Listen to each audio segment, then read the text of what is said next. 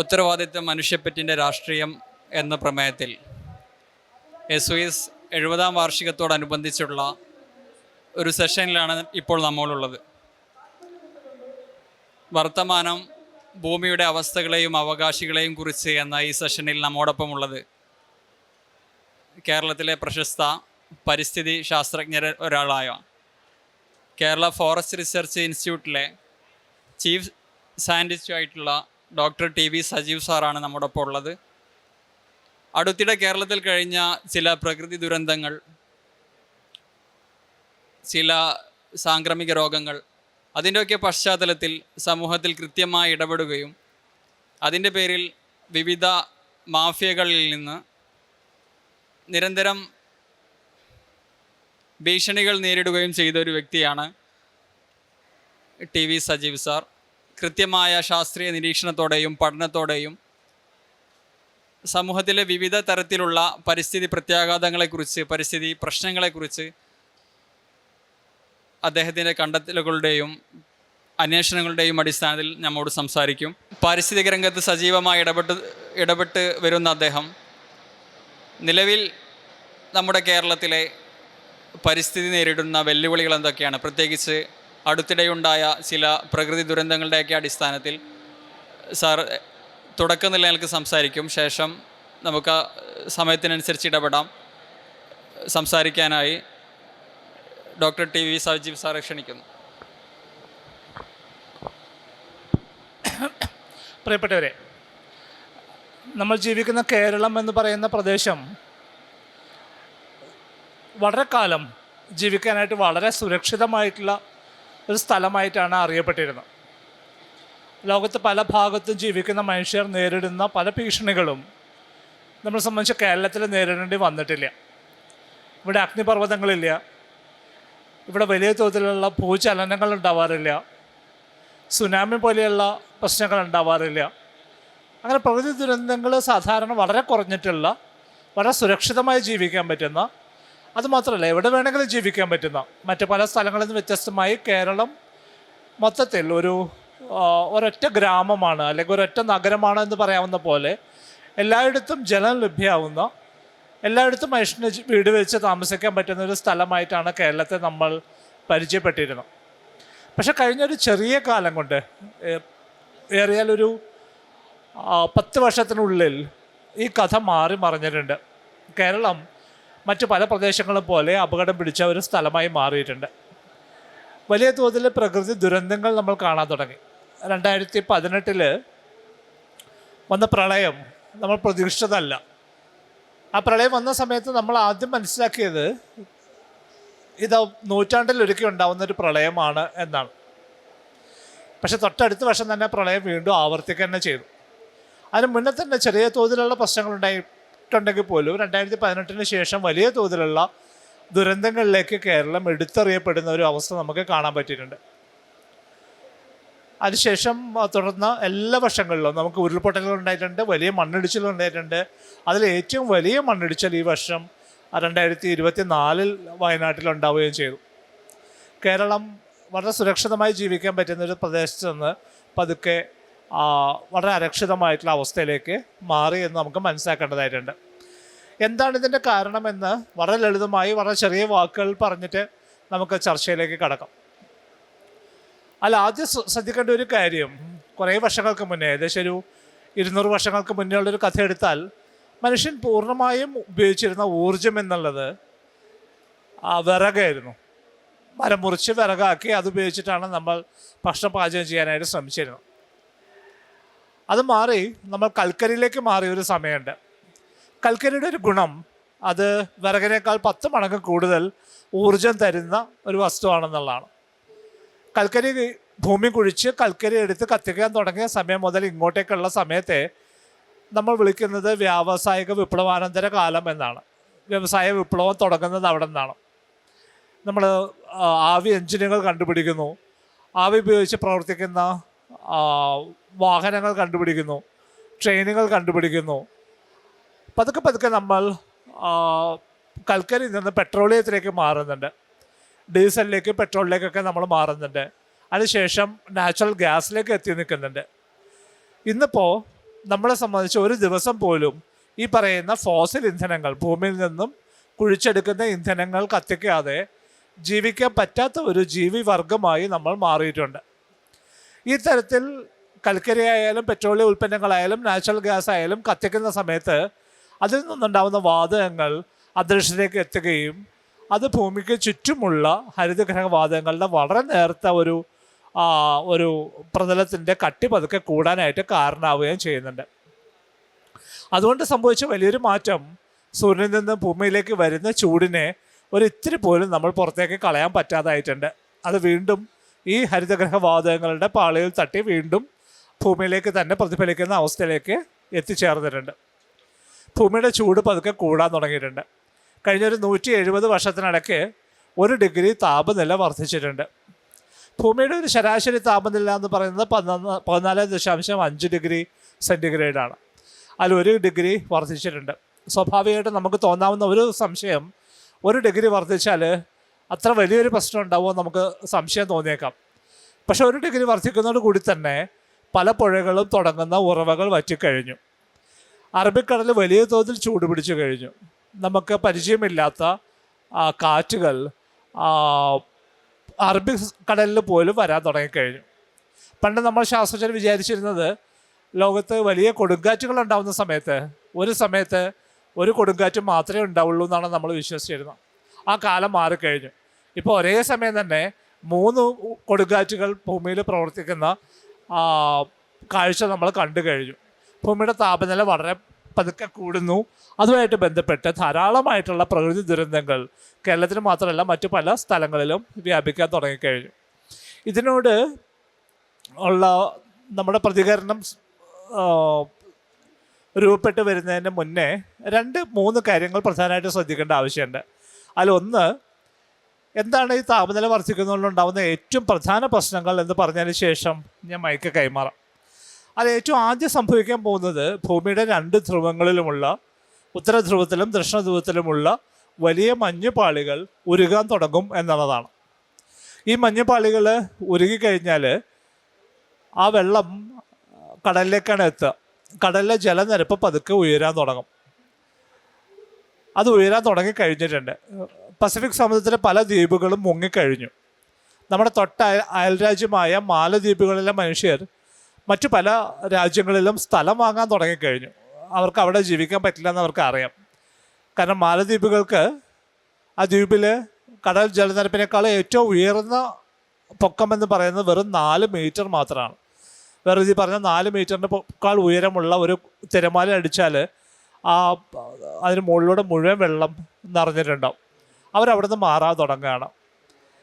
സമുദ്രതീരത്തുള്ള നഗരങ്ങളെല്ലാം തന്നെ വലിയ ഭീഷണിയിലാണ്. കേരളത്തിൻ്റെ ഒരു പ്രത്യേകത, നമ്മുടെ വലിയ നഗരങ്ങളെല്ലാം തന്നെ കടൽ തീരത്ത് തന്നെയാണ് ഉള്ളത്. തിരുവനന്തപുരമായാലും കൊച്ചിയായാലും കോഴിക്കോടായാലും ഒക്കെ തന്നെ കടൽ തീരത്ത് തന്നെയുള്ള നഗരങ്ങളാണ്. അതിന് നിലനിൽപ്പ് തന്നെ അബദ്ധത്തിലാവുകയാണ്. 2060-70 ആകുമ്പോഴേക്കും ആ നഗരത്തിൻ്റെ വലിയൊരു ഭാഗം കടലെടുത്തിട്ടുണ്ടാവും. അപ്പോൾ ഇതാണ് ആദ്യത്തെ പ്രശ്നം, കടലിലെ ജലനിരപ്പ് കൂടുകയാണ്.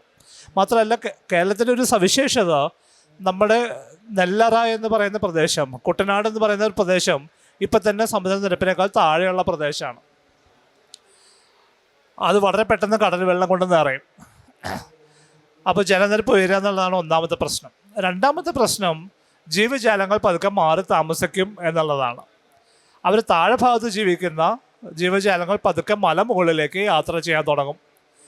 ഭൂമധ്യരേഖാ പ്രദേശത്ത് ജീവിക്കുന്ന ജീവജാലങ്ങൾ പതുക്കെ ധ്രുവങ്ങളിലേക്ക് യാത്ര ചെയ്യാൻ തുടങ്ങും. അതുകൊണ്ട് തന്നെ കേരളത്തിൻ്റെ തീരത്ത് നിന്ന് നമ്മൾ നേരത്തെ പിടിച്ചിരുന്ന പല മത്സ്യങ്ങളും ഇപ്പം നമുക്ക് കിട്ടുക ബോംബെയുടെ തീരങ്ങളിൽ നിന്നാണ്, അല്ലെങ്കിൽ വിശാഖപട്ടണത്തിൻ്റെ തീരത്തു നിന്നാണ്. അവർ പതുക്കെ യാത്ര തുടങ്ങിക്കഴിഞ്ഞു. നാട്ടിൽ നിന്നുള്ള കരയിലുള്ള ജീവജാലങ്ങൾ പതുക്കെ മലമുകളിലേക്ക് യാത്ര ചെയ്യാൻ തുടങ്ങിക്കഴിഞ്ഞു. കാരണം മലമുകളിലേക്ക് പോയാൽ തണുപ്പാണ്.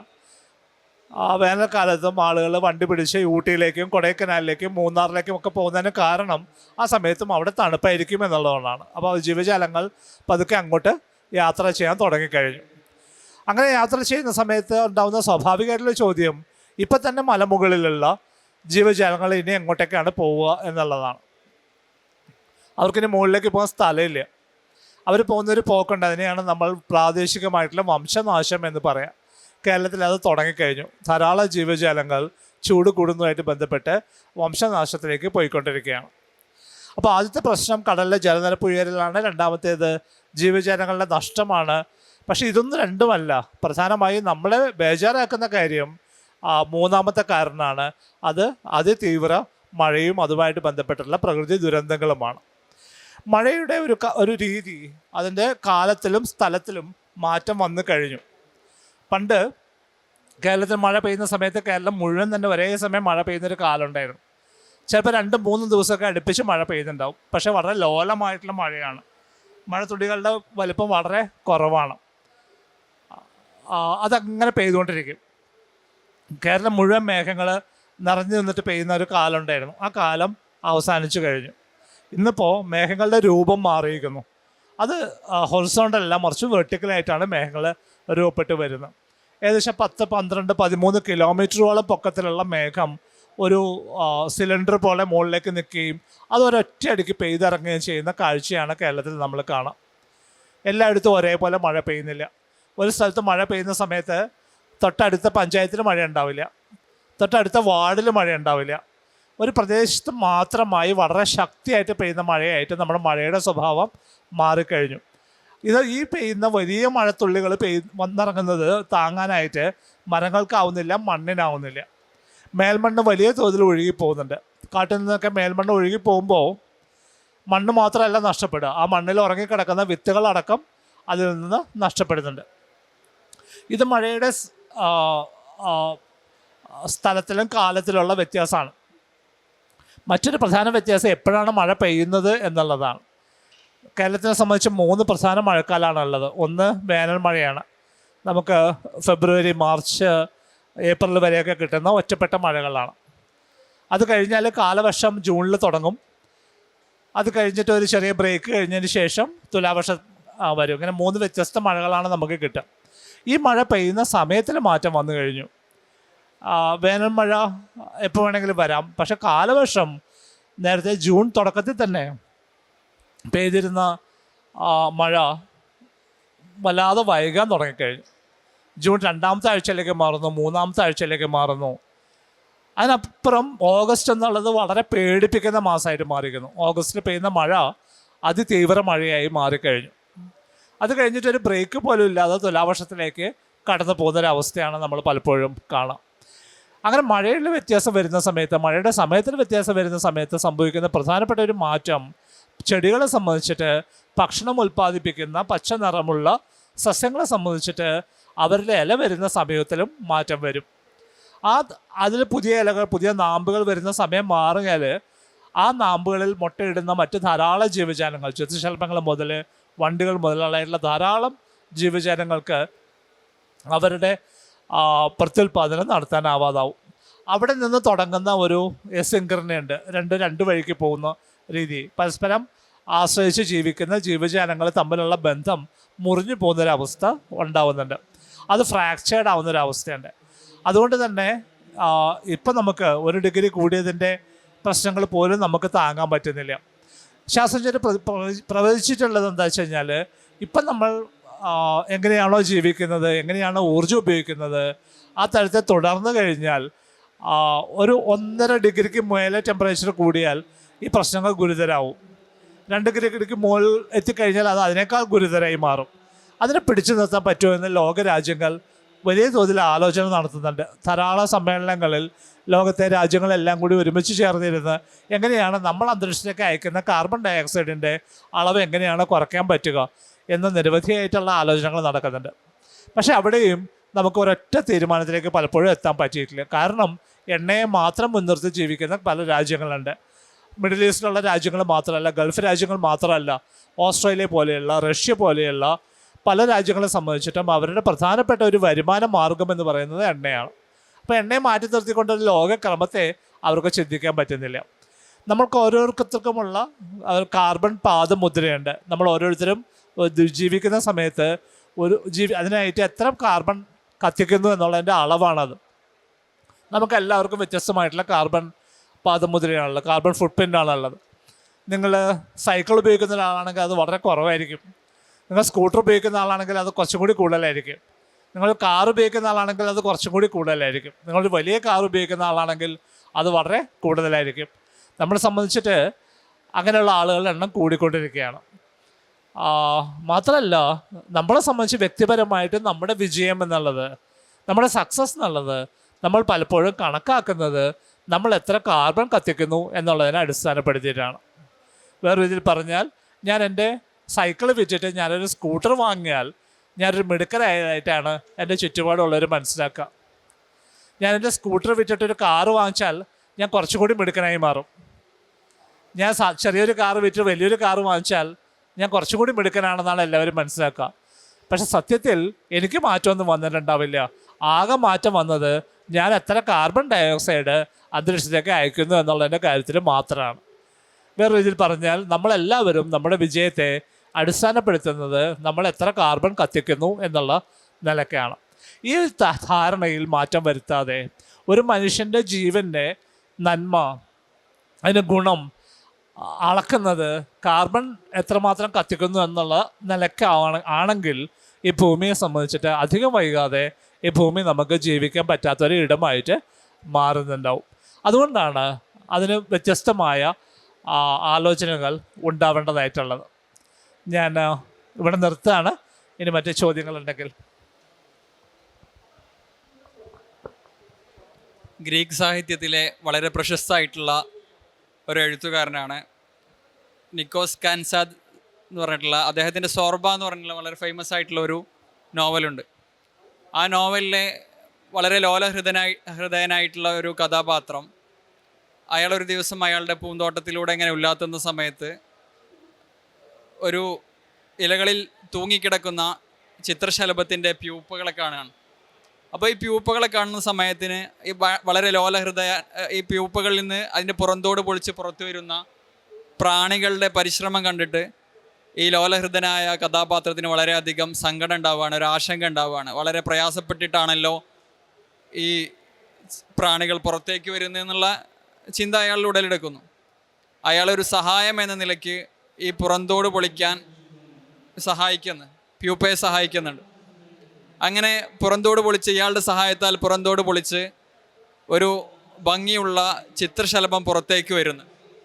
അത് വരുന്ന സമയത്ത് അങ്ങനെ ഭംഗിയുള്ളൊരു ചിത്രശലഭം പുറത്തേക്ക് വന്ന്, പക്ഷേ ഇയാൾ ഭയങ്കര സന്തോഷമായി, ഒരു നന്മ ചെയ്തു എന്നുള്ള രൂപത്തിൽ അയാൾ ഭയങ്കര സന്തോഷവാനാവുന്നു. പക്ഷെ ആ ഒരു ചിത്രശലഭം പാറാൻ ശ്രമിക്കുന്ന സമയത്ത് അതിന് പാറാൻ കഴിയുന്നില്ല. കാരണം ഇയാളുടെ ഈ പുറന്തോട് പൊളിക്കുക എന്നുള്ള ഇയാളുടെ പ്രവൃത്തിയിൽ ആ ചിത്രശലഭത്തിൻ്റെ ഒരു ചിറകിനൊരു ദ്വാരം വന്നു പോയിരുന്നു. അങ്ങനെ തൻ്റെ സമശീർഷരായ മറ്റു ശലഭങ്ങൾ ഉയരുന്നത് കണ്ട് ഈ ചിത്രശലഭം നിലത്ത് കിടന്ന് ചിറകടിച്ച് കളിക്കുകയാണ്. അപ്പം ഇത് പറയാൻ വന്ന കാരണം എന്ന് വെച്ചാൽ, പ്രകൃതിക്ക് അതിൻ്റേതായ ഒരു താളമുണ്ട് അല്ലേ? ഓരോ ജീവിവർഗം ഉടലെടുക്കുന്നതിനും ഓരോ മാറ്റങ്ങൾക്കും അതിൻ്റേതായ ഒരു താളം പ്രകൃതിക്കുണ്ട്. പക്ഷെ മനുഷ്യരുടെ പല പ്രവർത്തനങ്ങളും ആ താളത്തെ തെറ്റുന്നുണ്ട് അല്ലേ? ഇപ്പോൾ സാറുടെ ഒരു അന്വേഷണം ഞാൻ വായിച്ചിട്ടുണ്ട്.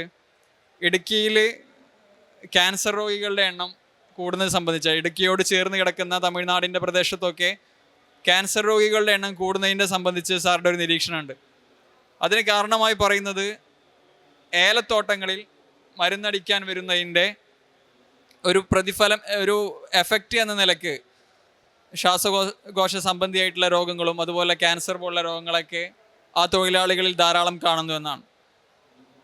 നമുക്കൊക്കെ പലപ്പോഴും കേട്ടിട്ടുണ്ടാവും, പ്രശസ്ത അമേരിക്കൻ എഴുത്തുകാരിയായ റാച്ചൽ കേഴ്സൻ്റെ ദ സൈലന്റ് സ്പ്രിംഗ് എന്നുള്ള പുസ്തകത്തിൽ, ആ പുസ്തകത്തിൻ്റെ പ്രമേയം എന്ന് വെച്ചാൽ, ഒരു ദിവസം കിളികൾ ശബ്ദിക്കാതിരിക്കുന്നതിനെ കുറിച്ചിട്ടാണ് അത് പറയുന്നത്. കിളികൾ ശബ്ദിക്കാതിരിക്കുന്നതിൻ്റെ കാരണം അന്വേഷിച്ച് പോകുമ്പോഴാണ് ഒരു കീടനാശിനിയായി ഉപയോഗിച്ചിട്ടുള്ള ഡീലിറ്റ്, അങ്ങനെ എന്തോ അതിൻ്റെ പേര്, അത് ഈ ജീവികളെ നശിപ്പിച്ചെന്നും അത് കാരണം വസന്തമായിട്ടും ഈ പക്ഷികളൊക്കെ തിരിച്ചു വരാതിരുന്നു എന്നാണ് ആ ലോകത്തെ തന്നെ പരിസ്ഥിതി പ്രവർത്തകരുടെ പ്രചോദനാത്മകമായിട്ടുള്ള പുസ്തകത്തിൻ്റെ ഉള്ളടക്കം. അപ്പോൾ മനുഷ്യരുടെ ഉള്ളടക്കങ്ങൾ പ്രകൃതിയിൽ എത്രത്തോളം മാറ്റങ്ങൾ ഉണ്ടാക്കുന്നുണ്ട്. ഇപ്പോൾ സാറൊക്കെ പലതരത്തിൽ കോറികളെക്കുറിച്ച് പഠിച്ചിട്ടുള്ളതാണ്. കേരളത്തിലെ പശ്ചിമഘട്ട മലനിരകളിൽ പലതരത്തിൽ പ്രവർത്തിക്കുന്ന ക്വാറികൾ നമ്മൾ നേരത്തെ പറഞ്ഞ പ്രകൃതി ദുരന്തങ്ങൾക്കും ഉരുൾപൊട്ടലിനൊക്കെ കാരണമാവുന്നുണ്ട് എന്ന് പറഞ്ഞിട്ടുണ്ട്. ഒരു ഇസ്ലാമിക കൺസെപ്റ്റ് എന്ന് വെച്ചാൽ ഭൂമിയിലുള്ള വിഭവങ്ങളൊക്കെ മനുഷ്യന് വേണ്ടി സൃഷ്ടിക്കപ്പെട്ടതാണ്. എന്നാൽ അതേ സമയം തന്നെ ഭൂമിയിലേക്ക് അള്ളാഹു മനുഷ്യനെ നിയോഗിച്ചത് പ്രതിനിധി എന്ന അർത്ഥം വെക്കാവുന്ന ഖലീഫ എന്നുള്ള ഒരു വാക്കുകൊണ്ടാണ് വിശേഷിപ്പിക്കുന്നത്. അപ്പോൾ ഭൂമിയിലൊരു ഖലീഫ എന്ന നിലയിൽ, ഭൂമിയിലൊരു പ്രതിനിധി എന്ന നിലയിൽ ഭൂമിയിലുള്ള സർവ്വ ജീവജാലങ്ങളോടും, മനുഷ്യനും ഇതര ജീവജാലങ്ങൾ, പക്ഷികൾ, പരിസ്ഥിതി, മരങ്ങൾ, എല്ലാത്തിനോടും മനുഷ്യൻ ഒരു നീതിപൂർവമായിട്ടുള്ള ഒരു സഹവാസം സാധിക്കണമെന്നാണ് ഇസ്ലാമിൻ്റെ ഒരു കൺസെപ്റ്റ്. പക്ഷേ അതേസമയം തന്നെ ഭൂമിയിൽ നിങ്ങൾ കുഴപ്പങ്ങൾ സൃഷ്ടിക്കരുത്, ഭൂമിയിൽ കുഴപ്പങ്ങൾ ഉണ്ടാവുന്നത് മനുഷ്യൻ അമിതമായി ഇടപെടുന്നത് മൂലമാണ്. അതുപോലെ തന്നെ വിഭവങ്ങൾ ഉപയോഗിക്കുന്ന സമയത്ത് നിങ്ങൾ മിതമായി ഉപയോഗിക്കണം. മിതത്വമുള്ള ഒരു സമൂഹം എന്ന നിലയിലാണ് ഇസ്ലാമിനെ വിശേഷിക്കുന്നത്. അങ്ങനെ ദൂർത്തരുത്, മിതമായി ഉപയോഗിക്കണം, അങ്ങനെ പലതരത്തിലുള്ള ആഡംബരങ്ങളെ ഉപേക്ഷിക്കാനുള്ള, മിനിമലായി ജീവിക്കാനുള്ള ഒരുപാട് സന്ദേശങ്ങൾ ഖുർആനിലും ഹദീസിലൊക്കെ നമുക്ക് കാണാൻ സാധിക്കും. അപ്പോൾ ഈ പരിസ്ഥിതിയിൽ മനുഷ്യൻ്റെ അമിതമായിട്ടുള്ള നേരത്തെ പറഞ്ഞിട്ടുള്ള ഇടപെടലുകൾ പ്രകൃതി എത്രത്തോളം ബാധിക്കുന്നുണ്ട്, നമ്മുടെ നിലവിലെ നിരന്തര വർഷം എന്ന നിലയ്ക്ക് സംഭവിച്ചുകൊണ്ടിരിക്കുന്ന നിപ്പ പോലുള്ള, കോവിഡ് പോലുള്ള സാംക്രമിക രോഗങ്ങളുടെ കാര്യത്തിൽ, അല്ലെങ്കിൽ ഉരുൾപൊട്ടൽ പോലുള്ള പ്രകൃതി ദുരന്തങ്ങളുടെ കാര്യത്തിൽ മനുഷ്യൻ്റെ ഇടപെടലുകൾ എത്രത്തോളം പ്രതിഫലിക്കുന്നുണ്ട്? രണ്ട് മൂന്ന് പ്രധാനപ്പെട്ട ചോദ്യങ്ങൾ, അഭിപ്രായങ്ങൾ ആണിപ്പോൾ സംവദിക്കപ്പെട്ടത്.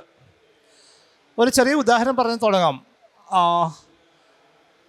ഈ ഭൂമിയിലുള്ള എല്ലാ വിഭവങ്ങളും, എല്ലാ ജീവജാലങ്ങളും നിനക്കുള്ളതാണ് എന്ന് പറഞ്ഞാൽ നമുക്കത് പല രീതിയിൽ വായിച്ചെടുക്കാം.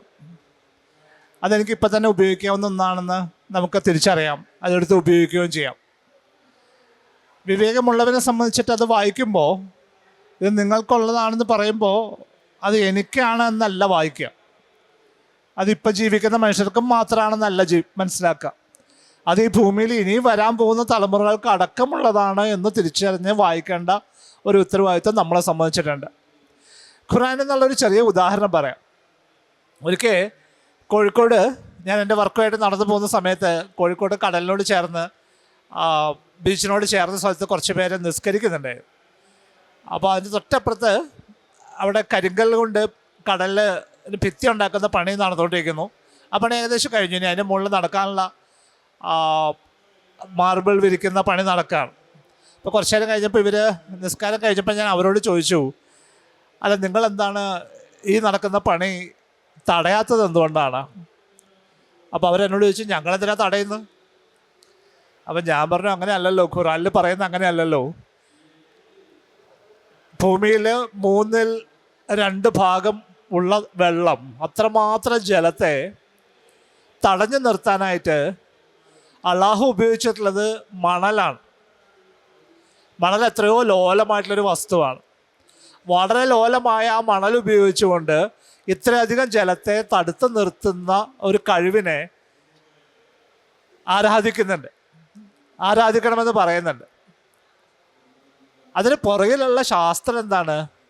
അതിന് പുറകിലുള്ള ശാസ്ത്രം എന്താ വെച്ചാൽ, വളരെ ശക്തിയായിട്ട് തിരമാല വന്ന് അടിക്കുന്ന സമയത്ത് മണലാവുമ്പോൾ മണലിൽ ആ ശക്തി ഇങ്ങോട്ട് ഏറ്റുവാങ്ങാൻ പറ്റും, ആ മണലിലൊന്ന് തെന്നി മാറാൻ പറ്റും. അങ്ങനെ മാറുന്ന സമയത്ത് ആ ശക്തി അവിടെ കുറയുകയാണ്. ആ മണലിന് പകരം നമ്മളിപ്പോൾ ചെയ്യുന്ന പോലെ കരിങ്കല്ല് കൊണ്ട് അവിടെ കെട്ടിവെച്ച് കഴിഞ്ഞാൽ സംഭവിക്കുക എന്താ വെച്ചാൽ, ഓരോ പ്രാവശ്യം തിരമാല അടിക്കുമ്പോഴും ആ ശക്തി വർദ്ധിക്കുകയാണ് ചെയ്യുക. കുറച്ച് കഴിയുമ്പോൾ കല്ലുകളെല്ലാം അടർന്ന് വീഴും. ഇനി അതല്ലെങ്കിൽ പോലും കരയിൽ മഴ പെയ്യുന്ന സമയത്ത് ഈ കല്ലിൻ്റെ അടിയിലൂടെ വെള്ളം കടലിലേക്ക് പോയിക്കൊണ്ടേയിരിക്കും. നമ്മൾ അകത്ത് പോയിട്ട് വലിയ കുന്നുകൾ ഇടിച്ച് നിരപ്പാക്കി അവിടെയുള്ള പാറ പൊട്ടിച്ച് കൊണ്ടുവന്ന് കടലിൻ്റെ തീരത്ത് കടലിനെ പിടിച്ചു നിർത്താം, കടലിനെ തടഞ്ഞു നിർത്താം എന്നുള്ള വ്യാമോഹത്തോടു കൂടി ഈ പണി ചെയ്യുന്ന സമയത്ത് എൻ്റെ ഒരു സങ്കടം, ആളുകൾ ഈ വിശുദ്ധ ഗ്രന്ഥത്തെ വായിക്കേണ്ടതുപോലെ അല്ലല്ലോ വായിക്കുന്നത് എന്നുള്ളതാണ്. ഇത് ഓരോ പുതിയതായിട്ട് വരുന്ന സാഹചര്യത്തെയും വായിച്ചെടുക്കാനായിട്ട് സാധ്യമാവേണ്ടതായിട്ടുണ്ട്. 2 തരത്തിലുള്ള അപകടങ്ങളാണ് സംഭവിച്ചത്. ഒന്ന്, എവിടെ നിന്നാണോ നമ്മൾ കല്ലെടുക്കുന്നത് ആ മല നശിച്ചു. ഇനി അത് തിരിച്ചു കൊണ്ടുവന്ന് കടലിലെ തിരുത്തിടുന്ന സമയത്ത് അവിടുത്തെ ആവാസ വ്യവസ്ഥയും നശിച്ചു. ഒരു കുറച്ച് കഴിയുമ്പോൾ ഈ കല്ലെല്ലാം കടലിലേക്ക് പോവുകയും ചെയ്യും. ആ കല്ല് നമ്മൾ തിരിച്ചെടുക്കാറില്ല. നമ്മൾ വീണ്ടും പോയി അടുത്ത മല പൊട്ടിച്ച് വീണ്ടും ഈ പണി ചെയ്യുകയാണ്. കാരണം ഈ പണി ചെയ്യുക എന്നുള്ളത് വളരെ സാമ്പത്തികമായിട്ടുള്ള ഉപകാരപ്പെടുന്ന, ഒത്തിരി പേർക്ക് ഗുണകരമായിട്ടുള്ളൊരു പ്രവൃത്തിയാണ്.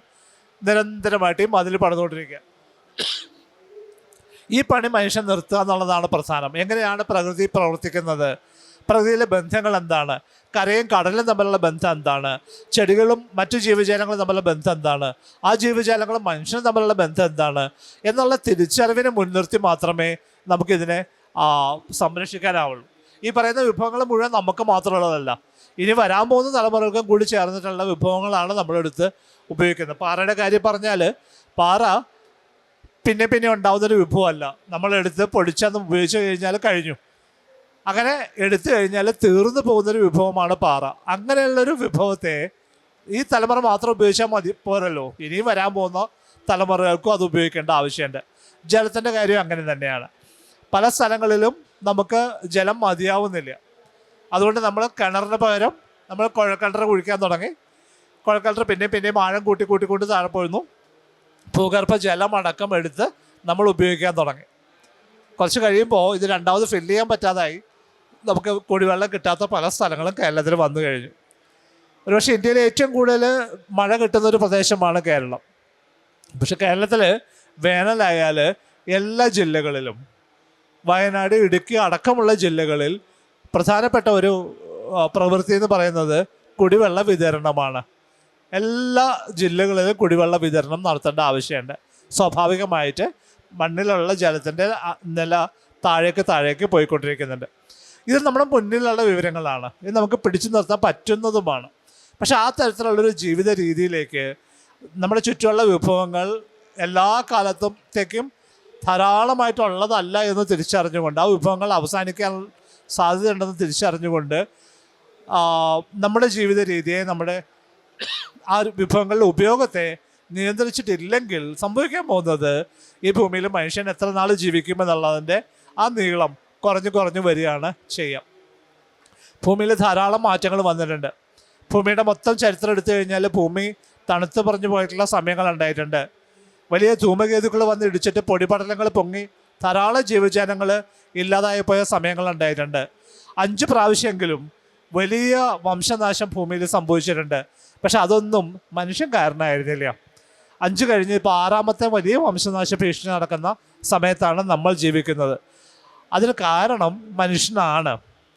മനുഷ്യനാണെന്നുള്ളത് കൊണ്ട് തന്നെയുള്ള ഒരു സാധ്യത നമുക്ക് വേണമെങ്കിൽ അതിനെ പിടിച്ചു നിർത്താൻ പറ്റും എന്നുള്ളതാണ്. നമ്മളായിട്ട് തുടങ്ങിയൊരു പ്രശ്നമാണ്. അതുകൊണ്ട് തന്നെ അതിനെ പിടിച്ചു നിർത്താനുള്ള സാധ്യതയും നമ്മുടെ മുന്നിലുണ്ട്. ആ തരത്തിലുള്ള ഒരു വ്യത്യസ്ത ഒരു മാർഗത്തിലൂടെയുള്ള മുന്നോട്ടുള്ള പോക്കിനാണ് കുറേ നാൾ കൂടി ഈ ഭൂമിയിൽ മനുഷ്യവാസം നിലനിർത്താനായിട്ട് സാധിക്കാനായിട്ട് നമ്മളിപ്പോൾ അത്യാവശ്യമായിട്ട് ചെയ്യേണ്ട കാര്യം. സാർ നേരത്തെ പറഞ്ഞതിൻ്റെ ബാക്കി നിലക്കും പറയാണ്. ഇപ്പോൾ ഭൂമിയിൽ ഉള്ള വിഭവങ്ങളൊക്കെ മനുഷ്യന് മാത്രം, ഇപ്പോൾ നിലവിലുള്ള മനുഷ്യന് മാത്രം ഉപയോഗിക്കാനുള്ളതല്ല, വരും തലമുറയിലേക്ക് വേണ്ടി കാത്തുവെക്കണമെന്ന് സന്ദേശം നൽകുന്ന ഒരുപാട് ഖുർആൻ വചനങ്ങളും ഹദീസുകളൊക്കെ നമുക്ക് കാണാൻ സാധിക്കും.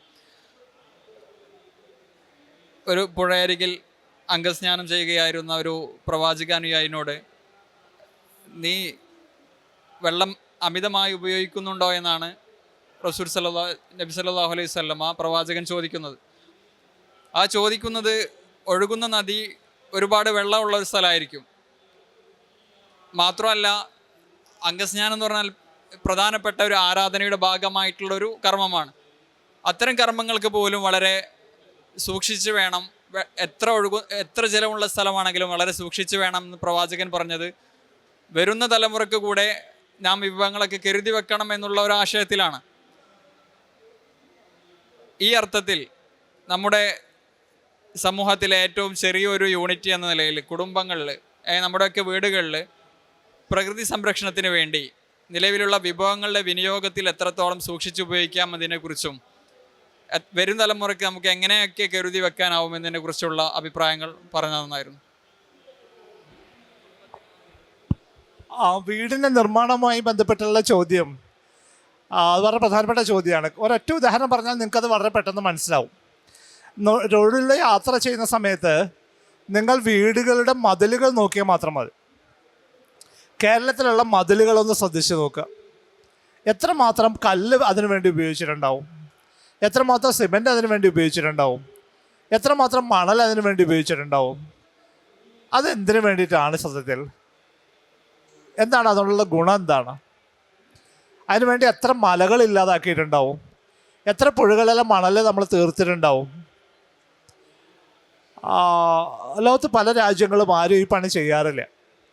ചൈന പോലുള്ള രാജ്യങ്ങൾ, ബീജിംഗ് പോലുള്ള നഗരത്തിൽ മതിൽ പണിയുന്നത് നിയമപരമായിട്ട് തന്നെ നിരോധിച്ചിട്ടുണ്ട്. കാര്യം ഇത് ആവശ്യമില്ലാത്ത വിഭവമാണ്. ഇത് നമുക്ക് പണ്ടത്തെ സംവിധാനങ്ങളൊന്നും ആവശ്യമില്ല. നമുക്ക് വീട്ടിനകത്ത് നമ്മൾ പണ്ട് വിചാരിച്ചിരുന്നത് വലിയ മതിലുണ്ടെങ്കിൽ കള്ളന്മാർ കയറില്ല എന്നൊക്കെയാണ് വിചാരിച്ചത്. കള്ളന്മാരെ കുറിച്ച് അങ്ങനെ പേടിക്കേണ്ട ആവശ്യമില്ല. കാരണം ഇന്നിപ്പോൾ ബാങ്കും ATM ഒക്കെ വന്നതോടുകൂടി ആളുകൾ വീട്ടിൽ പണമെന്ന് വെച്ചിട്ട് കഴിയുന്ന അവസ്ഥയൊന്നുമില്ല. അങ്ങനെ വലിയ മതിലൊന്നുമില്ല. ഇപ്പോൾ കള്ളം വരണമെന്ന് വിചാരിച്ചാൽ എത്ര വലിയ മതിലാണെങ്കിലും കള്ളം വരുകയും ചെയ്യും. ഇനി വീട് എത്ര വലിയ വീട് വേണം എന്നുള്ളതാണ്. സത്യത്തിൽ മലയാളി വീട് പണിയുന്നത്, ലോകത്തെ മിക്കവാറും സ്ഥലങ്ങളിലൊക്കെ ആളുകൾ വീട് പണിയുന്നത് അവിടെ താമസിക്കാൻ വേണ്ടിയിട്ടാണ്. കേരളത്തിൽ നമ്മൾ വീട് പണിയുന്നത് നമുക്ക് താമസിക്കാൻ വേണ്ടി അല്ല, മറിച്ച് നമ്മൾ നാട്ടുകാരോട് പറയാൻ വേണ്ടിയിട്ടാണ്. ഞാനൊരു ഗംഭീര കക്ഷിയാണ് എന്ന് നാട്ടുകാരോട് പറയാൻ വേണ്ടിയിട്ടാണ് നമ്മൾ ഈ വീട് പണിയുന്നത്. സത്യത്തിൽ അത്രയും വലിയ വീടിൻ്റെ ആവശ്യമില്ല. ആളുകൾ ലോൺ എടുത്തിട്ടും പണ്ടം പണയം വെച്ചിട്ടൊക്കെ വലിയ വീട് വെക്കുകയും പിന്നെ ഈ ലോൺ എങ്ങനെ തിരിച്ചടക്കണം എന്ന് ആലോചിച്ച് ബേജാറായിട്ട് വീട്ടിനകത്ത് ഇങ്ങനെ കഷ്ടപ്പെട്ട് വിഷമിച്ച് ഇരിക്കുകയാണ് കേരളത്തിൽ മൊത്തത്തിൽ സംഭവിക്കുന്ന ഒരു കാര്യം. അതിന് പകരം ഉള്ള പൈസ വെച്ചിട്ട് ചെറിയൊരു സ്ഥലത്ത് ജീവിക്കാനായിട്ടുള്ള സാധ്യത ഉണ്ടാവണമെങ്കിൽ അതിന് മതത്തിന് വലിയ സാധ്യതയുണ്ട്. പണക്കാരെ ബഹുമാനിക്കാതിരിക്കുക എന്നുള്ളത് എല്ലാ മതങ്ങളുടെയും ഒരു ലക്ഷണമായിട്ട് മാറേണ്ടതായിട്ടാണ്. പണം കയ്യിലുണ്ട് എന്നുള്ളത് ഈ ഭൂമിയെ നോവിക്കാനുള്ള, ഈ ഭൂമിയെ ഉപദ്രവിക്കാനുള്ള, ഈ പ്രകൃതിയെ നശിപ്പിക്കാനായിട്ടുള്ള ഒരു ലൈസൻസായിട്ട് മാറാതിരിക്കേണ്ട ആവശ്യമുണ്ട്. ഏറ്റവും സാധാരണക്കാരായിട്ട് ജീവിക്കുന്ന മനുഷ്യന് കിട്ടുന്ന അത്ര തന്നെ ബഹുമാനമേ ഒരു പണക്കാരനും ഒരു സമൂഹത്തിലും കിട്ടേണ്ടതായിട്ടേ ഉള്ളൂ. പക്ഷെ ഇന്നിപ്പോൾ അങ്ങനെ അല്ലല്ലോ. ഇന്നിപ്പോൾ നമ്മൾ ഏറ്റവും പണമുള്ള ആളാണ് ഏറ്റവും ബഹുമാനം കിട്ടുന്ന ആൾ. ഏറ്റവും സാധാരണക്കാരന് അത്ര ഒന്നും കിട്ടുക, ആ സാധാരണക്കാരൻ്റെ ജീവന് പോലും ഒരു പണക്കാരൻ്റെ അത്ര ജീവൻ്റെ വില പോലും ഉണ്ടാവില്ല. ഒരുപക്ഷെ ഇന്നത്തെ കാലത്ത് ഗാന്ധിജിയൊക്കെ ജീവിച്ചിരുന്നെങ്കിൽ ഒരു മനുഷ്യൻ പോലും പുള്ളിയുടെ വീട്ടിലേക്ക് തിരിഞ്ഞു നോക്കുക പോലും ഉണ്ടാവില്ല. ഒരു ചെറിയൊരു ആശ്രമം വെച്ചിട്ട് അതിനകത്ത് താമസിക്കുന്നൊരു മനുഷ്യനെ ആരും ശ്രദ്ധിക്കുക പോലും ചിലപ്പോൾ ചെയ്യുന്നുണ്ടാവില്ല. നമ്മളിങ്ങനെ അലറി വിളിച്ച് പറയുകയാണ്. നമ്മളൊരു വീടുണ്ടാക്കുമ്പോൾ, അതിന് മതിലുണ്ടാക്കുമ്പോൾ, ആ വീടിന് പല നിലകളുണ്ടാക്കുമ്പോൾ യഥാർത്ഥത്തിൽ നമ്മൾ ചെയ്യുന്നത് തൊണ്ട പൊട്ടുമാറ് ഉച്ചത്തിൽ ഈ ലോകത്തോട് നമ്മൾ വിളിച്ചു പറയുകയാണ്, ഞാനൊരു വലിയ മനുഷ്യനാണെന്ന്, ഞാനൊരു വിജയിച്ച മനുഷ്യനാണെന്ന്, ഞാനൊരു ഗംഭീര കക്ഷിയാണെന്ന് ഈ ലോകത്തോട് വിളിച്ചു പറഞ്ഞുകൊണ്ടേയിരിക്കുകയാണ്. ഈ വിളി സത്യത്തിൽ പറഞ്ഞാൽ ആർക്കും കേൾക്കാൻ താല്പര്യമില്ലാത്ത വിളിയാണ്. ഇത് പറഞ്ഞാൽ ആരോട്ട് വിശ്വസിക്കാൻ പോകുന്ന കാര്യവുമല്ല. ഒരു മനുഷ്യൻ്റെ നന്മ, ഒരു മനുഷ്യൻ്റെ ആ മനുഷ്യനെ കൊണ്ട് ഈ സമൂഹത്തിലുള്ള ഉപകാരം, അതിനുള്ള അയാളുടെ മനസ്സ്, അതിനൊന്നും നമ്മൾ വില കൊടുക്കാറില്ല. ഒരു മനുഷ്യൻ്റെ നന്മയ്ക്ക് ഈ നാട്ടിൽ ഒരു വില പോലും ഇല്ല. ആകെ വിലയുള്ളത് ആ മനുഷ്യൻ്റെ കയ്യിലുള്ള പണത്തിനാണ്. ഈ ഒരു ബോധത്തെ തിരിച്ചു പിടിക്കാനായിട്ട് മതങ്ങൾ തയ്യാറായേ പറ്റൂ. മറിച്ച് ഏറ്റവും സാധാരണ മനുഷ്യന്, ഏറ്റവും നന്മയുള്ള മനുഷ്യന് വില കിട്ടുന്നൊരു സമൂഹമായിട്ട് നമ്മുടെ സമൂഹം മാറേണ്ടതായിട്ടുണ്ട്. അതിനുള്ള അളവുകോലുകൾ നമ്മൾ കണ്ടുപിടിക്കേണ്ടതായിട്ടുണ്ട്. ഇന്ന് നമ്മുടെ കയ്യിലുള്ള ആകെയുള്ള അളവുകോല് എത്ര പൈസ കയ്യിലുണ്ടെന്നുള്ള അളവ് മാത്രമാണ്. അതുകൊണ്ടാണ് നമ്മൾ ഈ കെട്ടിടത്തിൻ്റെ വലുപ്പം ഇങ്ങനെ കൂടിക്കൊണ്ടേയിരിക്കുന്നത്. ഓരോ വീടും ഒരു വലിയ കോട്ട പോലെയായിട്ട് നമ്മൾ പണിയുന്നതും അതുകൊണ്ടാണ്. വലിയ കോട്ടകളാണ്. ഈ കോട്ടകൾക്കകത്താണ് നമ്മൾ ജീവിക്കുന്നത്. അതിനുവേണ്ടി ഉപയോഗിക്കുന്ന വിഭവങ്ങൾ നമുക്ക് വീണ്ടും എടുത്ത് ഉപയോഗിക്കാൻ പറ്റുന്ന വിഭവങ്ങളല്ല. അത് ഒരിക്കൽ ഉപയോഗിച്ചാലും ഇല്ലാതായി പോകുന്നതാണ്. നമ്മൾ വളരെ കുറച്ച് മാത്രം വിഭവങ്ങളുള്ളൊരു സ്ഥലത്താണ് ജീവിക്കുന്നത് എന്നുള്ളൊരു ബോധം നമുക്കുണ്ടാവേണ്ടതായിട്ടുണ്ട്. ഇത് അതിന് കൺസ്ട്രക്ഷനുമായിട്ട് ബന്ധപ്പെട്ട കാര്യമാണ്. ഇനി മറ്റൊരു കാര്യം അറിയാം. നമ്മൾ ഫാൻ പ്രവർത്തിപ്പിക്കാതെ നമ്മുടെ മുറികളിൽ ഇരിക്കാനോ കിടന്നുറങ്ങാനോ പറ്റാത്തൊരു സമൂഹമായിട്ട് നമ്മൾ മാറിയിട്ടുണ്ട്. പുറത്ത് കാറ്റുണ്ടാവും, പക്ഷെ കാറ്റിന് നമ്മൾ അകത്തേക്ക് കടത്തി വിടൂല. ആ കാറ്റ് നമുക്ക് വേണ്ട. നമ്മളെ ഉള്ളിൽ വേറെ കാറ്റ് നമ്മൾ സ്വന്തം നിലക്ക് ഉണ്ടാക്കുകയാണ്. ഇങ്ങനെ 24 മണിക്കൂർ പ്രവർത്തിക്കുന്ന ഫാനുകൾ കറങ്ങാൻ വേണ്ട വൈദ്യുതി ഉണ്ടാക്കണമെങ്കിൽ അതിന് ധാരാളം പ്രകൃതി വിഭവങ്ങൾ ആവശ്യമുണ്ട്. അതിന് വലിയ തോതിൽ കാട് നശിപ്പിച്ചുകൊണ്ട് നമുക്ക് ഡാമുകൾ ഉണ്ടാക്കി ഇലക്ട്രിസിറ്റി ഉണ്ടാക്കേണ്ട ആവശ്യം വന്നേക്കാം. അതല്ലെങ്കിൽ നമ്മൾ പെട്രോളും ഡീസലും ഉപയോഗിച്ചിട്ട് തെർമൽ പവർ പ്ലാന്റിൽ നിന്ന് വൈദ്യുതി ഉപയോഗിക്കേണ്ടി വന്നേക്കാം. നമ്മുടെ ഗ്രഹനിർമ്മാണത്തിൽ ഏറ്റവും വളരെ കുറച്ച് മാത്രം ഊർജ്ജം ചെലവഴിച്ചുകൊണ്ട് മനുഷ്യർക്ക് അവിടെ ജീവിക്കാവുന്ന രീതിയിലേക്ക് ആ ഡിസൈൻ മാറ്റേണ്ട ആവശ്യമുണ്ട്. ധാരാളം സൂര്യപ്രകാശം കിട്ടുന്ന കേരളത്തിൽ വീടുകളിൽ പണ്ടൊക്കെ ഓട് കൊണ്ടുള്ള വീട്ടിൽ മേൽക്കൂരയിൽ നോക്കിയാൽ ഒരു ഓട് മാറ്റിയിട്ട് അവിടെ ഒരു കണ്ണാടി വെച്ചിട്ടുണ്ടാവും, ഒരു ചില്ല് വെച്ചിട്ടുണ്ടാവും. അത് മതി ആ മുറിയിൽ വെളിച്ചം കിട്ടാനായിട്ട്. ആ പരിപാടി അവസാനിച്ചു. ഇപ്പം നമ്മൾ എന്താ ചെയ്യുക? ഒരു തുള്ളി വെളിച്ചം പോലും അകത്തേക്ക് കയറാത്ത പോലെ ഇത് മുഴുവൻ അടച്ചു പൂട്ടി ഉണ്ടാക്കിയിട്ട് പിന്നെ നമ്മൾ മുഴുവൻ സമയവും ലൈറ്റ് കത്തിച്ച് വെച്ചിട്ടേ നമുക്ക് ജീവിക്കാൻ പറ്റുള്ളൂ. ഇത് മാറേണ്ട ആവശ്യമുണ്ട്. വളരെ ലളിതമായിട്ടുള്ള രീതിയിലേക്കുള്ള ഒരു ജീവിതത്തിലേക്ക് മാറുന്ന മനുഷ്യരെ, ഏറ്റവും ലളിതമായി ജീവിക്കുന്ന, ഏറ്റവും സാധാരണമായി ജീവിക്കുന്ന മനുഷ്യർക്ക് ബഹുമാനം കിട്ടുന്ന രീതിയിലേക്ക് മതങ്ങളും കൂടി മാറി തീരേണ്ട ആവശ്യമുണ്ട്. പണ്ട് പറയുന്ന പോലെ ഒരു പണക്കാരൻ്റെ സ്വർഗത്തിൽ പോകാനായിട്ട് ഒട്ടകം സൂചിക്കുഴിയിലൂടെ കടന്നു പോകുന്ന അത്ര ബുദ്ധിമുട്ടാന്ന് പറഞ്ഞത് വളരെ കൃത്യമാണ്. അങ്ങോട്ട് എത്തൂല അവർ, കാരണം അത്രമാത്രം അക്രമം അവർക്ക് ചെയ്യേണ്ടി വന്നേക്കും. ഒരു സാധാരണ മനുഷ്യന്, ഏറ്റവും പാവപ്പെട്ട മനുഷ്യർക്ക് ധൈര്യമായിട്ട് ജീവിക്കാനും അവന് ജീവനൊരു വിലയുള്ളതുപോലെ ജീവിക്കാനും അവന് ജീവിതത്തിന് അർത്ഥമുണ്ടെന്ന് തോന്നിപ്പിക്കാനും അവനെ ബഹുമാനിക്കാനും പറ്റുന്ന ഒരു സമൂഹമായിട്ട് നമ്മളെ മാറ്റിയെടുക്കുക എന്നുള്ളതായിരിക്കണം ഒരുപക്ഷെ കേരളത്തിൽ പ്രവർത്തിക്കുന്ന എല്ലാ മതങ്ങളുടെയും പ്രധാനപ്പെട്ട ഒരു ലക്ഷ്യമായിട്ട് മാറേണ്ടത്. അത്തരത്തിലുള്ളൊരു ഇടപെടൽ നിർബന്ധമായിട്ടും കേരളത്തിൻ്റെ പരിസ്ഥിതിയും കേരളത്തിൻ്റെ പ്രകൃതിയും കേരളത്തിൻ്റെ കാലാവസ്ഥയും നമ്മളിൽ നിന്ന് പ്രതീക്ഷിക്കുന്നുണ്ട്. കുറച്ച് നാളുകൾക്ക് മുമ്പാണ്, കഴിഞ്ഞ വർഷമൊക്കെയാണ് കൊച്ചിയിലെ ബ്രഹ്മപുരത്ത് വലിയ മാലിന്യ പ്ലാന്റിൽ വലിയ തീപിടുത്തം ഉണ്ടാകുന്നത്. കൊച്ചിയിലെ മാലിന്യം എന്ന് പറയുന്നത് ഓരോ വീട്ടിൽ നിന്നും, കോർപ്പറേഷൻ പരിധിയിലെ ഓരോ വീട്ടിൽ നിന്നും അല്ലെങ്കിൽ ഓരോ കച്ചവട സ്ഥാപനങ്ങളിൽ നിന്നൊക്കെ ഉണ്ടാകുന്ന മാലിന്യങ്ങളാണ് കോർപ്പറേഷൻ്റെ മാലിന്യ നിർമ്മാർജ്ജന പ്ലാന്റ് ആയിട്ടുള്ള ബ്രഹ്മപുരത്ത് കത്തി പലതരത്തിലുള്ള പാരിസ്ഥിതിക പ്രത്യാഘാതങ്ങൾ ഉണ്ടാക്കിയത്. മാലിന്യ നിർമ്മാർജ്ജനത്തെ ഇസ്ലാം കാണുന്നത് വളരെ പവിത്രമായിട്ടുള്ള ഒരു കർമ്മമായിട്ടാണ്. കാരണം അശ്രദ്ധമായിട്ട് മാലിന്യ നിർമ്മാർജ്ജനം ചെയ്യുന്നതൊക്കെ വളരെയധികം ശാപമായിട്ടുള്ള ഒരു സംഭവമായിട്ടാണ് പ്രവാചക അധ്യാപനങ്ങളിലൊക്കെ നമുക്ക് കാണാൻ കഴിയുക. കാരണം മനുഷ്യൻ നടക്കുന്ന പൊതുവഴികൾ, ജലാശയങ്ങൾ, വിശ്രമ കേന്ദ്രങ്ങൾ എന്നിവിടങ്ങളിലൊക്കെ മലമൂത്ര വിസർജനം ചെയ്യുന്നത് പോലും വളരെയധികം തെറ്റായിട്ടുള്ള ഒരു കാര്യമായിട്ടാണ് ഇസ്ലാം എണ്ണുന്നത്. അപ്പോൾ മനുഷ്യന് പ്രാഥമികമായിട്ട് നിർവഹിക്കുന്നതും ഒഴിവാക്കാൻ സാധിക്കാത്തതുമായ ഒരു മാലിന്യം എന്ന നിലയിലാണ് മലമൂത്ര വിസർജനത്തിൻ്റെ കാര്യത്തിൽ അത് ചെയ്യുമ്പോഴുള്ള ചില ഉപാധികൾ വെക്കുന്നത്. ഇപ്പോഴത്തെ കാലത്ത് പലതരത്തിലുള്ള മാലിന്യങ്ങൾ നമ്മളൊക്കെ പുറന്തള്ളുന്നുണ്ട്. നമ്മുടെ വീടുകളിൽ നിന്നും കച്ചവട സ്ഥാപനങ്ങളിൽ നിന്നൊക്കെ നമ്മൾ പുറന്തള്ളുന്നുണ്ട്. മാത്രവുമല്ല, ഈ പുറന്തള്ളുന്ന മാലിന്യങ്ങളിലൊന്നും യാതൊരു ഉത്തരവാദിത്വവും ഇല്ലാതെ നമ്മുടെ അതിർത്തിക്കപ്പുറത്തേക്ക് തള്ളിയാൽ അത് നിർമ്മാർജ്ജനം ചെയ്തു എന്ന ധാരണയിലാണ് നമ്മളെല്ലാവരും ഉള്ളത്. ഒരു ഉത്തമ വിശ്വാസി എന്ന് പറയുന്നത് നാക്കുകൊണ്ടോ കൈകൊണ്ടോ പ്രവൃത്തി കൊണ്ടോ ആർക്കും ഉപദ്രവമേൽപ്പിക്കാത്തവനാണ് എന്നാണ് ഇസ്ലാമിക അധ്യാപനം. അപ്പോൾ ഈ തരത്തിലുള്ള മാലിന്യം പൊതുസ്ഥലത്തേക്ക് വലിച്ചെറിയുന്നതും പല സ്ഥലങ്ങളിലേക്ക് ഇടുന്നതും നമ്മുടെ വിശ്രമ കേന്ദ്രങ്ങളിലും നടക്കുന്ന പാതകളിലൊക്കെ മാലിന്യം കൊണ്ടെത്തിക്കുന്നതും വളരെ ഗുരുതരമായ തെറ്റാണ് ഒരു മുസ്ലിമായിട്ടുള്ള വിശ്വാസിയെ സംബന്ധിച്ചിടത്തോളം. അപ്പോൾ ഈ മാലിന്യ നിർമ്മാർജ്ജനത്തിൻ്റെ കാര്യത്തിൽ നമ്മുടെ വീടുകളിൽ മാലിന്യം കുറക്കാവുന്ന രൂപങ്ങൾ എന്തൊക്കെയാണ്, അതേപോലെ വീടുകളിലെ മാലിന്യം ഏതൊക്കെ തരത്തിൽ നിർമ്മാർജ്ജനം ചെയ്യാം എന്നുള്ളതിനെ കുറിച്ചിട്ടൊക്കെ ഉള്ളൊരു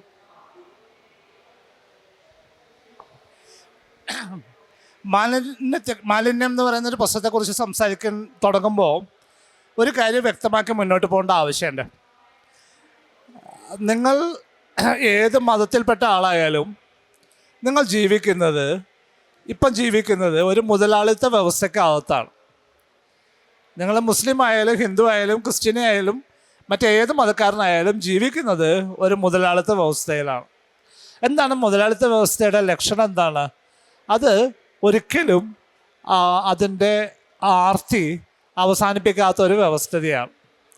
അത് നിരന്തരമായിട്ട് ഇതിങ്ങനെ കൂട്ടിക്കൊണ്ടേയിരിക്കും.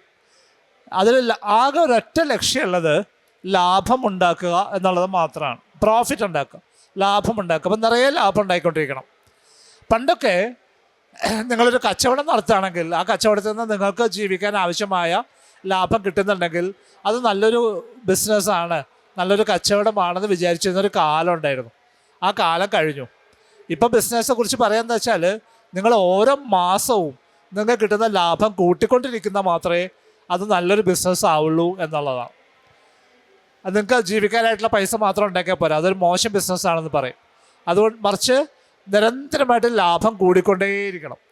അത് എവിടെയും നിർത്താൻ പറ്റില്ല, നിരന്തരമായിട്ട് കൂടിക്കൊണ്ടിരിക്കണം. അങ്ങനെയുള്ളൊരു വ്യവസ്ഥയാണ് നമ്മൾ മുതലാളിത്ത വ്യവസ്ഥ എന്ന് പറയാം. മുതലാളിത്ത വ്യവസ്ഥയെ സംബന്ധിച്ചിട്ട് അത് പ്രവർത്തിക്കുന്ന രീതി സാധാരണ വളരെ വ്യത്യസ്തമാണ്. അതെപ്പോഴും അപ്സ്കെയിലിംഗ് നടത്തിക്കൊണ്ടിരിക്കും, കൂടുതലാക്കിക്കൊണ്ടേയിരിക്കും. നിങ്ങളിപ്പോൾ ഏതെങ്കിലും ഒരു വസ്തു നിങ്ങൾ ഇന്ന് 5 എണ്ണം ഉണ്ടാക്കുന്നുണ്ടെങ്കിൽ നാളെ അത് 10 ആക്കണം, നാളെ മറ്റന്നാൾ 20 ആക്കണം. ഇങ്ങനെ കൂട്ടിക്കൊണ്ട് പോയിക്കൊണ്ടിരിക്കുന്ന ഒരു സംവിധാനത്തെയാണ് നമ്മൾ മുതലാളിത്തം എന്ന് പറയാം. ആ തരത്തിലൊരു പ്രവൃത്തിയെ നമ്മൾ ധാരാളം ഉദാഹരണങ്ങൾ എനിക്ക് പറയാൻ പറ്റും. ഉദാഹരണങ്ങളിലൊക്കെ ഞാൻ കിടക്കുന്നത് ടോൾസ്റ്റോയുടെ പഴയൊരു കഥയുണ്ട്. ഒരാൾക്ക് എത്ര സ്ഥലം വേണമെന്ന് ചോദിക്കുന്ന ഒരു കഥയാണ്. അത് പറയുകയാണ്, നിങ്ങൾ പുറപ്പെട്ടോളൂ, നിങ്ങൾ നടക്കാൻ തുടങ്ങിക്കോളൂ. നിങ്ങൾ നടന്ന് അവസാനം തിരിച്ചു വരുമ്പോൾ എത്ര സ്ഥലമാണോ നിങ്ങൾക്ക് നടക്കുന്നത് തീർക്കാൻ പറ്റുന്നത് അത്ര നിങ്ങൾ എടുത്തോളൂ എന്ന് പറഞ്ഞൊരു മനുഷ്യൻ നടക്കാൻ തുടങ്ങുകയാണ്. അയാൾ നടക്കാൻ തുടങ്ങിയപ്പോൾ അയാളുടെ ഓർമ്മയിൽ വരിക ഇത്തിരി കൂടി അങ്ങനെ നടന്ന് അയാൾ തിരിച്ചെത്താനായിട്ട് പറ്റുമെന്നുള്ള സംശയമായിരുന്ന അവസ്ഥയായി. തുടങ്ങിയ സ്ഥലത്ത് എത്തണമല്ലോ. അവിടുന്ന് പാഞ്ഞ് ഓടി എത്താനായിട്ട് സൂര്യൻ അസ്തമിക്കുന്നതിന് മുന്നേ തുടങ്ങിയ സ്ഥലത്ത് തിരിച്ചെത്താൻ വേണ്ടിയിട്ടുള്ള പെടാപ്പാടിനിടയ്ക്ക് ആ മനുഷ്യനെ ഓടി തളർന്ന് വീണ് മരിച്ചുപോയി. ഇതാണ് മുതലാളിത്തത്തിൻ്റെ രീതി. നമ്മളെ കൊന്നുകളയും. നമ്മളെ കൊണ്ട് ഇങ്ങനെ പ്രവൃത്തി ഏൽപ്പിച്ചുകൊണ്ടിരിക്കും. നമ്മൾ കൂടുതൽ എന്നുള്ള നിലയ്ക്ക് പ്രവൃത്തിയാക്കിക്കൊണ്ടിരിക്കും. ആ പ്രോസസ്സാണ് നടന്നുകൊണ്ടിരിക്കുന്നത്. അപ്പോൾ അതിനകത്ത് സ്വാഭാവികമായിട്ടുള്ള ഒരു ഔട്ട്പുട്ടാണ് പൊല്യൂഷൻ എന്നുള്ളത്, മലിനീകരണം എന്നുള്ളത്. അതുകൊണ്ട് തന്നെ നമ്മളെല്ലാ വസ്തുക്കളും പ്ലാസ്റ്റിക്കിനകത്ത് പൊതിഞ്ഞ് നമ്മൾ കൊണ്ടുവരും. അതിനുശേഷം നമ്മൾ പ്ലാസ്റ്റിക്കിനെ എന്ത് ചെയ്യണമെന്ന് ആലോചിച്ച് ബേജാറാവാൻ തുടങ്ങും. പണ്ട് കാലത്തൊക്കെ നമ്മുടെ മുത്തശ്ശിമാരൊക്കെ വീടുകളിൽ പഴയ ആളുകൾക്കൊക്കെ വളരെ ഇഷ്ടമുള്ളൊരു വസ്തുവായിരുന്നു പ്ലാസ്റ്റിക്. കാരണം അന്ന് ഉപയോഗിച്ചിരുന്ന മുറമായാലും പനമ്പായാലും പായായാലും ഒക്കെ ഒരു 2-3 വർഷം കഴിയുമ്പോൾ ദ്രവിച്ചു പോകും. പ്ലാസ്റ്റിക് വന്നപ്പോഴാണ് മനസ്സിലാവുന്നത് അങ്ങനെ ഒരിക്കലും ദ്രവിക്കാത്തൊരു വസ്തു വന്നു. അന്ന് മുത്തശ്ശിമാരൊക്കെ അത് വളരെ സൂക്ഷിച്ച് കഴുകി വൃത്തിയാക്കി എടുത്തു വെക്കുമായിരുന്നു. കാരണം പിന്നെ ഉപയോഗിക്കാം, ഇത് കേടായി പോവില്ലല്ലോ. പക്ഷെ പിന്നെയാണ് അതിൻ്റെ ആസുര സ്വഭാവം മനസ്സിലാവുന്നത്. ഇന്നിപ്പോൾ നമ്മൾ അന്തരീക്ഷത്തിലേക്ക് അയക്കുന്ന പ്ലാസ്റ്റിക്കുകൾ മുഴുവൻ തന്നെ ചെറിയ നാരുകളായിട്ട് നമ്മുടെ എല്ലാ സ്ഥലത്തേക്കും എത്തിപ്പെട്ടു. പുഴകളിലെല്ലാം മൈക്രോ പ്ലാസ്റ്റിക് എന്നാണ് അതിനെ വിളിക്കുക. നമ്മൾ കുടിക്കുന്ന വെള്ളത്തിനകത്ത് അടക്കം മൈക്രോ പ്ലാസ്റ്റിക് എത്താൻ തുടങ്ങിക്കഴിഞ്ഞു. കടലിൽ നിന്ന് പിടിക്കുന്ന മീനായാലും പുഴയിൽ നിന്ന് പിടിക്കുന്ന മീനായാലും മുറിച്ച് നോക്കുന്ന സമയത്ത് അതിനകത്ത് നിറയെ മൈക്രോ പ്ലാസ്റ്റിക്കുകൾ കാണാൻ തുടങ്ങി. മലിനീകരണം എന്നുള്ളത് ഒരു ശീലമായിട്ട് മാറി. അത് ധാരാളമായിട്ട് അസുഖങ്ങൾ നിർമ്മിക്കുന്ന ഒരു പ്രക്രിയയായിട്ട് മാറി. അപ്പം മുതലാളിത്തം അതിനോട് എങ്ങനെയാണ് പ്രതികരിക്കുക? ഒരു ചെറിയ ഉദാഹരണം പറഞ്ഞാൽ നിങ്ങൾക്കത് പെട്ടെന്ന് മനസ്സിലാവും. പണ്ട് കാലത്ത് ചൈനയിലുണ്ടായിരുന്നൊരു സംവിധാനം ഉണ്ടായിരുന്നു. അവിടെ എങ്ങനെയാ വെച്ചാൽ ഓരോ ഗ്രാമത്തിലും സർക്കാർ ഒരു ഡോക്ടറെ ഏൽപ്പിച്ചിട്ടുണ്ടാവും. ആ ഡോക്ടർക്ക് ശമ്പളം കൊടുക്കേണ്ട ഉത്തരവാദിത്വം ആ ഗ്രാമത്തിൽ ജീവിക്കുന്ന മനുഷ്യർക്കാണ്. എല്ലാ വീട്ടുകാരും ഒരു പ്രത്യേക സംഖ്യ കൊടുക്കുക, അതാണ് ഡോക്ടറുടെ വരുമാനം. ഇനി ഡോക്ടർ ചെയ്യേണ്ടത് എന്താണ്? ഏതെങ്കിലും കുടുംബത്തിൽ ആർക്കെങ്കിലും അസുഖം വന്നാൽ അത് ചികിത്സിച്ച് ഭേദമാക്കേണ്ട ഉത്തരവാദിത്വം ഡോക്ടറുടെയാണ്. പക്ഷേ ആ അസുഖം ഭേദമാവുന്നത് വരെ ആ വീട്ടുകാർ പൈസ കൊടുക്കേണ്ട ആവശ്യമില്ല. അപ്പോൾ സംഭവിക്കുന്നത് വെച്ചാൽ ഈ ഡോക്ടർക്ക് ഏറ്റവും കൂടുതൽ പൈസ ഉണ്ടാവുന്നത് എല്ലാവരും ആരോഗ്യത്തോടുകൂടി ഇരിക്കുമ്പോഴാണ്. എല്ലാവരും ആരോഗ്യത്തോട് നിൽക്കുകയാണെങ്കിൽ എല്ലാവരും ഡോക്ടർക്കുള്ള പൈസ കൊടുത്തോണ്ടിരിക്കണം. എല്ലാവർക്കും അസുഖം വന്നാൽ ഡോക്ടറുടെ കാര്യം പ്രശ്നമാണ്, പൈസ ശമ്പളം ഇല്ലാത്ത അവസ്ഥയാവും. അങ്ങനെ കുറേ നാൾ നിന്നിരുന്നൊരു സിസ്റ്റം ഉണ്ടായിരുന്നു. ഇപ്പം നമ്മളൊന്ന് ആലോചിച്ച് നോക്കും, ഈ സിസ്റ്റം നേരെ തലകുത്തനെ ആയിട്ടുണ്ട്. നമ്മുടെ ഡോക്ടർമാരൊക്കെ സമ്പന്നരാകുന്നത് എപ്പോഴാണ്? നമുക്കൊക്കെ അസുഖം വരുമ്പോഴാണ്. കേരളത്തിൽ പണ്ട് നമ്മുടെ ചിക്കൻ ഗുനിയൊക്കെ വന്നൊരു കാലം ഉണ്ടായിരുന്നു. എല്ലാവരും പനി പിടിക്കുന്ന അവസ്ഥ, എല്ലാവരും ഹോസ്പിറ്റലിലേക്ക് ഓടുന്ന അവസ്ഥ. മിക്കവാറും കേരളത്തിലുള്ള ആസ്പത്രികളിലൊക്കെ ലോണൊക്കെ അടച്ചു തീർന്നത് ആ സമയത്താണ്. മിക്കവാറും പ്രശ്നങ്ങളൊക്കെ തീർന്നു, കാരണം ഇഷ്ടം പോലെ പൈസയാണ് കിട്ടി. ഇന്നിപ്പോൾ കോടിക്കണക്കിന് രൂപ മുടക്കിയിട്ട് ആശുപത്രികൾ ഉണ്ടാക്കുന്ന ഏതൊരാൾക്കും അറിയാം ഇനി അങ്ങോട്ടേക്ക് വരാൻ പോകുന്ന സമയത്ത് ആളുകൾക്ക് കൂടുതൽ അസുഖം ഉണ്ടാകും എന്ന് തീരുമാനം എടുത്തിട്ട് തന്നെയാണ് ഈ പൈസ മുടക്കുന്നത്. അല്ലാതെ കേരളത്തിലുള്ള മനുഷ്യരെല്ലാവരും ആയുരാരോഗ്യത്തോടു കൂടി അസുഖങ്ങളൊന്നും ഇല്ലാതെ സന്തോഷമായിട്ട് ജീവിക്കണം എന്ന് ഇവിടെ ഒരു സർക്കാരിനോ ഇവിടുത്തെ മുതലാളിത്ത വ്യവസ്ഥയ്ക്കോ യാതൊരു താല്പര്യമില്ല. അവരുടെ താല്പര്യം നമുക്ക് അസുഖം ഉണ്ടാവണം തന്നെയാണ്. നമുക്ക് അസുഖം ഉണ്ടായാൽ മാത്രമേ ഉള്ളൂ നമ്മുടെ സാമ്പത്തിക അവസ്ഥ ചലിക്കുള്ളൂ, നമ്മുടെ എക്കോണമി ചലിക്കുള്ളൂ, നമ്മൾ GDP വർദ്ധിക്കുള്ളൂ. നിങ്ങൾ നിങ്ങളുടെ വീട്ടിൽ ചെറുതായിട്ട് കൃഷി ചെയ്യുന്നു, നിങ്ങൾ രാസവസ്തുക്കളൊന്നുമില്ലാതെ അവിടെ നിന്ന് പച്ചക്കറി ഉൽപ്പാദിപ്പിക്കുന്നു, അത് കഴിക്കുന്നു, ഒരു അസുഖം വരാതെ നിങ്ങൾ ജീവിച്ചാൽ സർക്കാരിന് ഈ സമ്പദ് വ്യവസ്ഥയ്ക്ക് നിങ്ങളൊരു ഇത്തിരി പോലും ഇഷ്ടമുണ്ടാവില്ല. കാരണം നിങ്ങളെ കൊണ്ട് പ്രത്യേകിച്ച് കാര്യമൊന്നുമില്ല. നിങ്ങളുടെ പോക്കറ്റിലെ പൈസ അവിടെ തന്നെ കിടക്കുക ചെയ്യുക. ആ പൈസ പുറത്തേക്ക് ഇറങ്ങണം എന്നുണ്ടെങ്കിൽ നിങ്ങൾ രോഗിയാവണം. അപ്പോഴാണ് നിങ്ങൾ ആസ്പത്രിയിൽ പോവുക. അപ്പോൾ നിങ്ങളുടെ പോക്കറ്റിലെ പൈസ പ്രവർത്തിക്കാൻ തുടങ്ങും. അത് വേറെ കുറേ പേരെ ശമ്പളമായി മാറും, കുറേ വസ്തുക്കൾ വാങ്ങുന്ന പ്രക്രിയയായി മാറും, മരുന്നുകൾ വാങ്ങിക്കുന്ന പ്രക്രിയയായി മാറും. അങ്ങനെ ജനാധിപത്യം എന്നുള്ള നിലയ്ക്ക് നമ്മൾ നിലനിർത്തുന്ന ഈ അവസ്ഥയ്ക്കകത്തൂടെ വളരെ പതുക്കെ നമ്മൾ മുന്നോട്ട് കൊണ്ടുപോകുന്നത് ഈ മുതലാളിത്ത സംവിധാനമാണ്. ആ മുതലാളിത്ത സംവിധാനത്തിനകത്ത് നിന്നുകൊണ്ട് കൂടുതൽ ഉൽപ്പാദിപ്പിക്കാനും കൂടുതൽ ഉപയോഗിക്കാനും അങ്ങനെയുള്ളൊരു ഉപഭോഗ സംസ്കാരം തുടങ്ങി വെക്കുന്ന ഒരു സംവിധാനത്തിനകത്ത് നിന്നുകൊണ്ട് നമുക്ക് ഈ പൊല്യൂഷനെ, മലിനീകരണം എന്നുള്ള പ്രശ്നത്തെ നമുക്ക് പരിഹരിക്കാനാവുകയില്ല. അതിന് സാങ്കേതികമായിട്ടുള്ള മറുപടികൾ മതിയാവില്ല. അതിന് വലിയ തോതിലുള്ള സാമൂഹിക മാറ്റങ്ങൾ ആവശ്യമായിട്ട് വരും. കുറച്ചും കൂടി പുറകോട്ട് പോയാൽ ഇത് തുടങ്ങുന്ന ഒരു കഥ കൂടി പറഞ്ഞു ഞാൻ നിർത്തും. വർഷങ്ങൾക്ക് മുന്നേ കേരളത്തിൽ വന്നൊരു മനുഷ്യനുണ്ട്. അദ്ദേഹത്തിൻ്റെ പേര് ബോർഡലോൺ എന്നായിരുന്നു. തോമസ് ഫുൾട്ടൺ ബോർഡലോൺ എന്നാണ് അദ്ദേഹത്തിൻ്റെ പേര്. അദ്ദേഹം കേരളത്തിൽ വന്ന സമയത്ത് അദ്ദേഹം വന്നത് ചായത്തോട്ടം തുടങ്ങാൻ വേണ്ടിയിട്ടാണ്. പക്ഷെ അദ്ദേഹം കാടിനെ കുറിച്ച് പഠിക്കുന്ന മനുഷ്യനാണ്.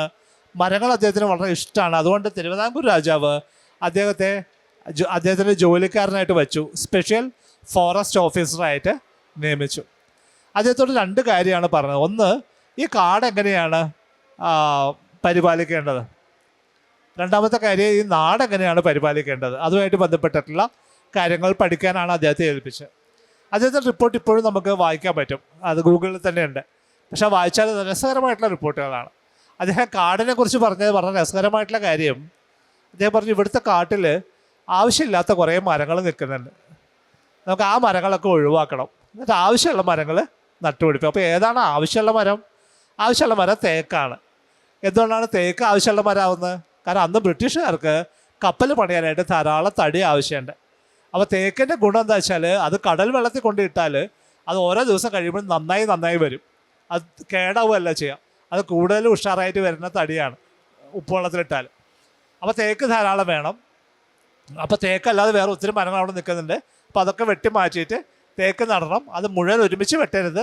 അതിനുള്ള സംവിധാനങ്ങൾ ഓരോ ബ്ലോക്കായിട്ട് തിരിച്ച് അതിനുള്ള കൃത്യമായിട്ടുള്ള വഴികളൊക്കെ ബോർഡലോൺ പറഞ്ഞു.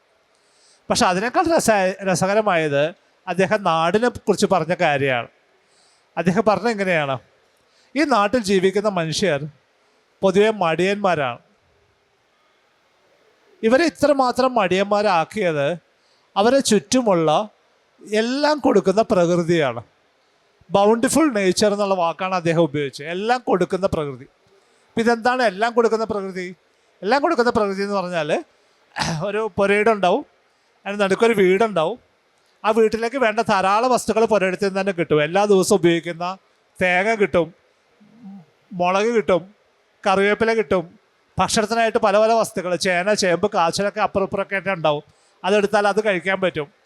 അപ്പോൾ അങ്ങനെ ദിവസവും കിട്ടുന്ന കാര്യങ്ങളുണ്ട്. ഇനി സീസണിൽ കിട്ടുന്ന വസ്തുക്കളുണ്ട്. മാവ് നിറയെ മാങ്ങ ഉണ്ടാവുന്ന സമയത്ത്, നിറയെ ചക്ക ഉണ്ടാവുന്ന സമയത്ത് അതൊക്കെ നമുക്ക് എടുത്ത് സൂക്ഷിച്ച് വെക്കാനോ അത് അച്ചാറായിട്ടും അതുപോലെ വറുത്ത് വെച്ചിട്ടൊക്കെ നമ്മൾ കുറേ സമയത്തൊക്കെ ഉപയോഗിക്കാത്ത രീതിയിൽ അത് നമ്മൾ ഉപയോഗിക്കാറുണ്ട്.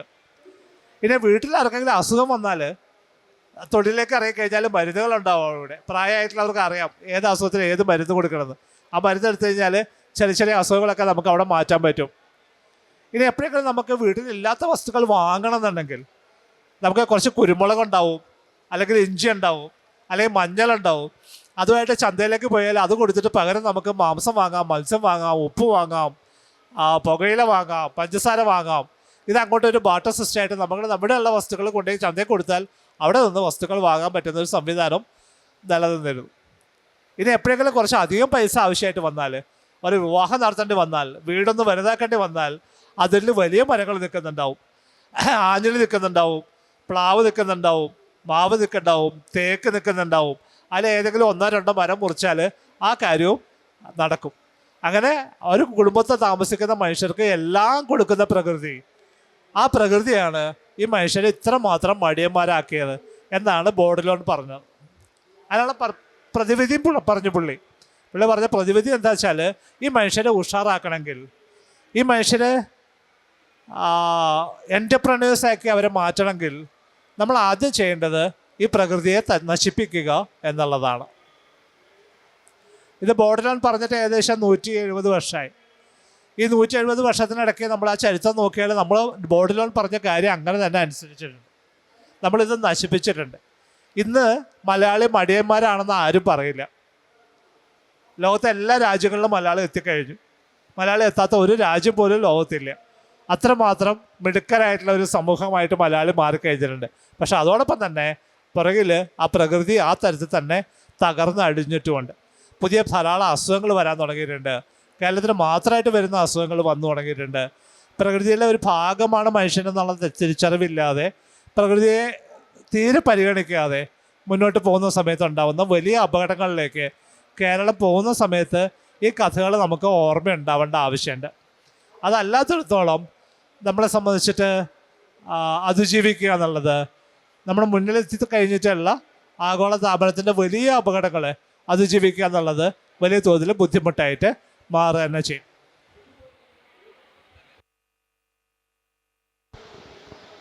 നമുക്ക് നിർത്താമെന്ന് തോന്നുന്നു.